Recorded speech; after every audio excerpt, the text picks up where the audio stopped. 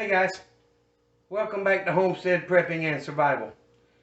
I'm going to go ahead and candle these eggs again. It's been saying 10 days on here. And I know I did it on the end of 7 or 8 days, something like that.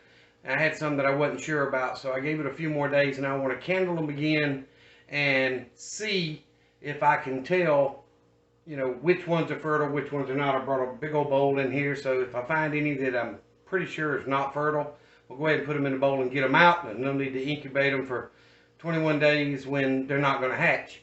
So I'm going to turn the main light off so I can use this headlamp that I've got that's really bright and try to candle these eggs, and I'll show you a couple of them if I can. Maybe you'll be able to see some of the veins in there that I saw the other day, and show you what it looks like, because if it wasn't for YouTube, I wouldn't know what I was looking for anyway.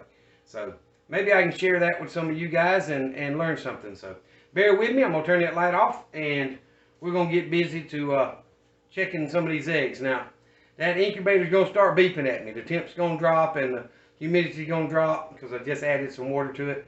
So it's gonna beep. I know it's irritating, but it only lasts a few minutes. Hang on.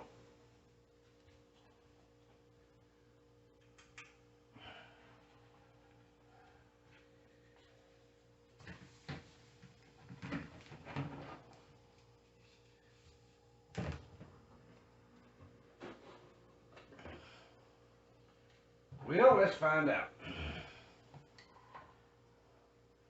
So I don't know how well y'all can see that, but well, there's a couple of veins right there. That's not the best one to show, and I do see a spot down here that's starting to form, so we'll leave that one.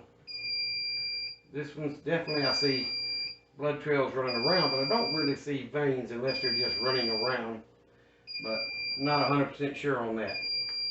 So now this one, I can see veins running through the egg, so pretty sure that one's fertile. This one's got a spot in it down here on the end. One of those speckled shells. It's really hard to tell, but I think it is. Now, I'll show you this white egg. We'll get a little bit closer for you. See, you're not going to be able to tell that, are you, on the camera? But there's definitely, move my hand. It doesn't help at all, does it? But well, that one's definitely got red veins running all the way around it. So let me go on and get done. It's another one I believe is fertile. This one I believe is fertile.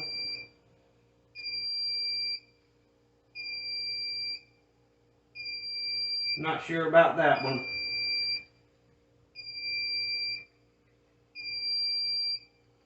Or this one. Those speckled shells are really the hardest to see through. But that one is definitely fertile.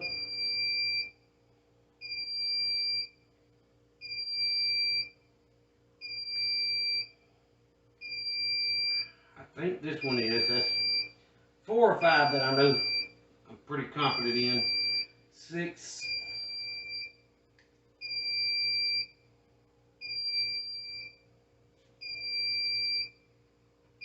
7.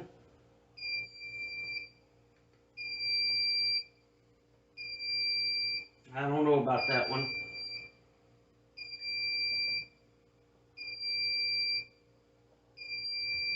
Can't tell.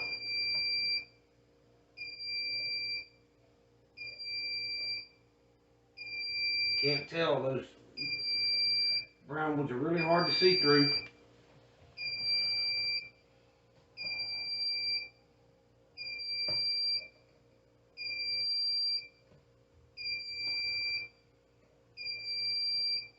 And I'm about positive that one is not.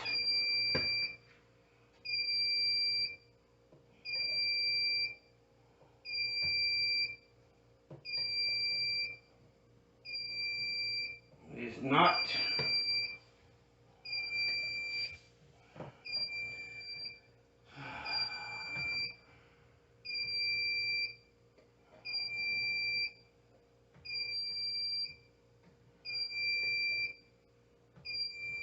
one is. That's 10. That's what, 6, something like that. 7, 8. I'm not sure if that one is or not. It's got a bloody trail. But 9.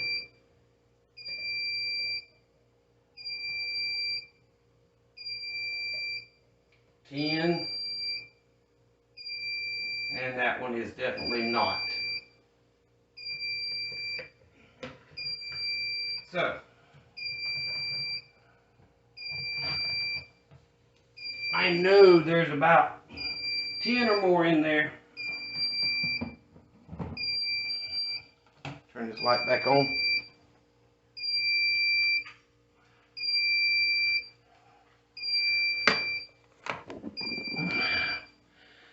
There's at least 10 in that thing that I'm pretty sure is fertile. There's quite a few that's got the blood ring around, and I can't tell if there's any veins coming off of it. The ones I'm sure of have the veins running through the egg, and there's a little black dot on one end that where it looks like the baby's starting to form. So I'm pretty sure those eggs are fertile. But I only counted those that I knew that on, and there's quite a few that it's really hard to tell still. But you know what? If I get 10 out of that, that's a 30%. That's way higher than what I normally get out of the incubator. So I'm going to be happy with it. So maybe that helps somebody else. Well. I took the cage out because it seems like the babies are just hiding behind it. They're not trying to get used to the others, even though the others pick on them. And when I let the adults out, they run straight outside, and then the babies run straight to the feeder. So I moved the kennel out here and laid it on its side, so if the babies do come out, they can still fit through those big squares on the bottom. I got it flipped on its side, so they could get in there and hide and peck at some grass if they want to, but the adults can't get in there. But you notice Mr. Rooster had to jump up there as soon as I set it out there. So he's got to be on the highest point. But anyway, I'm trying to make the babies either get along with them or whatever. Something's got to happen. It's been way long enough for them to have learned their pecking order. So basically every couple of days I'll take that water that's in there and dump it out, slosh it around and get all the dirty and stuff that settles in it out and get good clean water, and then set it back down. And then with that float valve, of course, it fills back up. But the chickens really do like scratching. I wish I had, if they were all getting along and I had more than just these 5 hens and 1 rooster, I don't know how many of the babies are going to be roosters and how many are going to be hens. I haven't even tried to look at them really, but I may end up with 1 or 2 roosters and 1 or 2 hens. I don't know.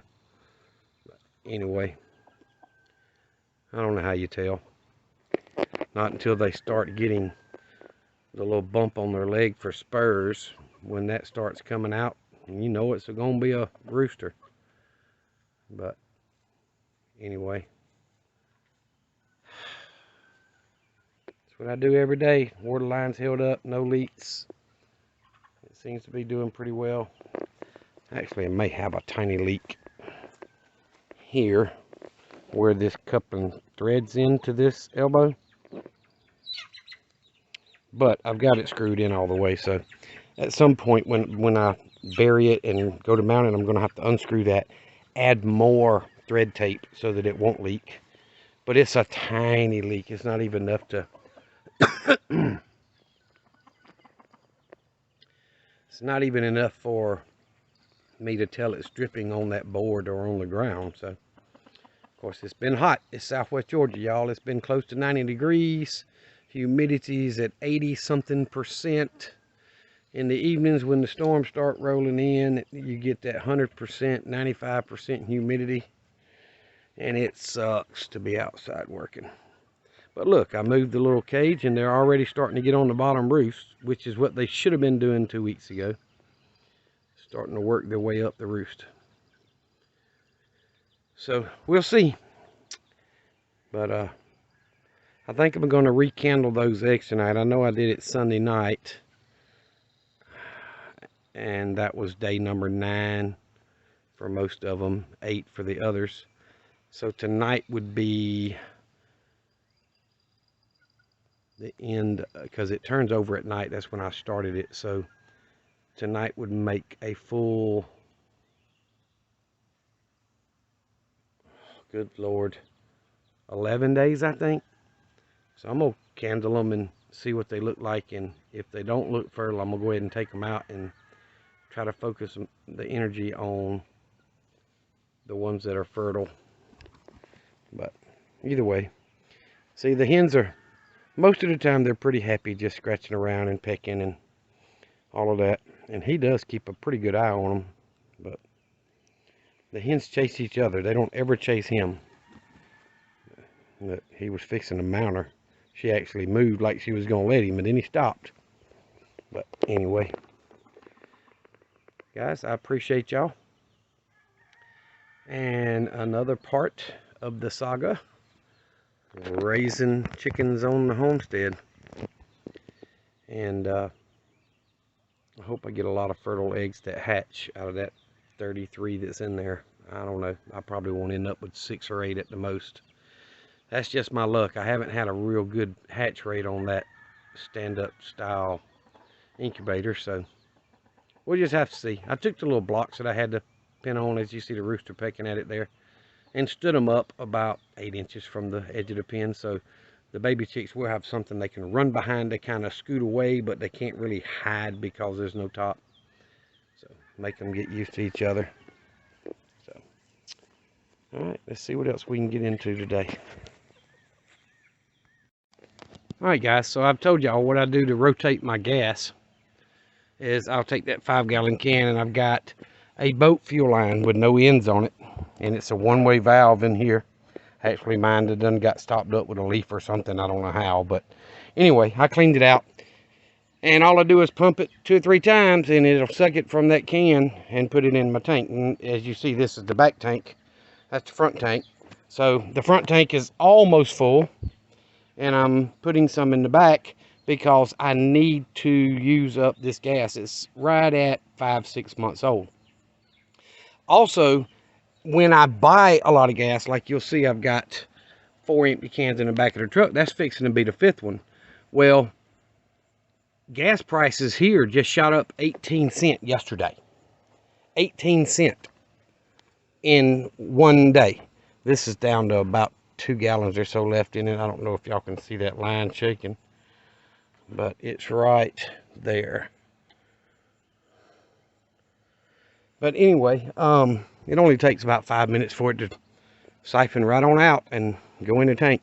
But gases went, my daughter told me she filled up yesterday at 351, and it went to 369 right after she filled up. So 18 cents. And then I normally look at Murphy here in town because it's usually the cheapest around here because it's on my way to work. So I look every morning and see what it is. It's been $3.49 for the last week and a half. So I bought this gas when it was down around $3.15. So I'm filling my truck up for a lower price per gallon. And I will wait to fill these cans until I see a drop in price, or if I hear from other preppers and such that the price is going up, because you know typically you hear about it before it happens. But if that price is about to shoot up, I'll go ahead and pay the $3.49 and fill my cans back up, and that way I've still got my stockpile, but I'm paying less for it normally. Now, last time I filled up a couple of cans, I filled up around that 315, 318 mark or whatever it was, and then it shot up to that 350 something. And I just used some more of my cheaper that I paid for. And when the price dropped back down into the 330s, low 330, I think 332 or something, I don't know. But I filled up a couple more cans when it was lower. And then 2 days later, it went up to 349. So yeah, it doesn't sound like a lot, but when you're talking about filling up two 17-gallon tanks on this truck, you know, that little bit of money adds up a lot as far as how much you're saving. And I know some of you live places where you can't store a lot of the gas and stuff, and mine's on my camera because I have had issues with that. But like I say, guys, keep it rotated and try to buy it when the price is down. And sometimes, yeah, it's going to drop a little lower than it was when you bought it. But traditionally, especially with the, you know, clown circus that's going on in Washington and the other mess going on around the world with Russia and Ukraine and all the other crap, you know, prices are probably going to keep going up. So I'm going to wait for it to drop down a little bit, and then I'm going to fill these cans up and put them right back out here with my other storage and rotate through. And the way I do it here is I put my newest cans on the furthest end against the building, and I slide them down and put the oldest can down at this side. So you see I've got some empty spots behind that pipe and all, and that's where these cans came from. So that way I know I'm always using the oldest can first. Whenever I'm using the fuel that I've stored, I'm always using the oldest can. But at times like right now, when the price went up, I can fill up my truck for that lower price, and I'm saving roughly 50 cents a gallon, sometimes a little more.